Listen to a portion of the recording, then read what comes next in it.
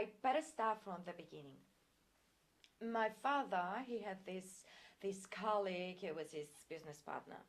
He'd come by the house fairly often, right? And one day he told me that he was in love with me, right? And I was very flattered, and to say the least, he was really bright and single.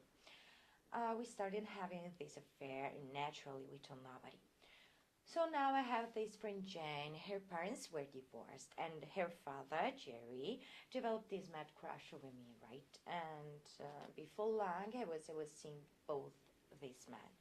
And instead of being happy, I was just miserable. And I couldn't get my feelings straight, so I went to an analyst, and I tried for a few months to work things out. And then one day, my analyst said that he was gonna stop treating me because he felt it wasn't the thing to do since he was falling in love with me. I was taken with him. You can imagine, it's quite brilliant, and I started seeing him, Richard, and I broke off from the other two. But but something inside me told me that Richard, you couldn't be a very stable person and let alone a good analyst.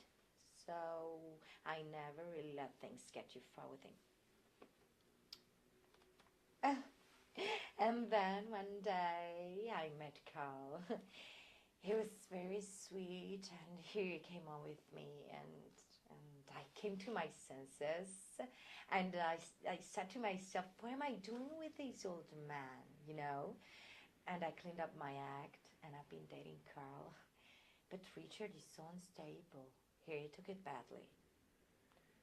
My mom said I've got material for my first novel and a sequel and an opera by Puccini here. Huh. But don't you think I'm right? I mean, Carl, he's fun.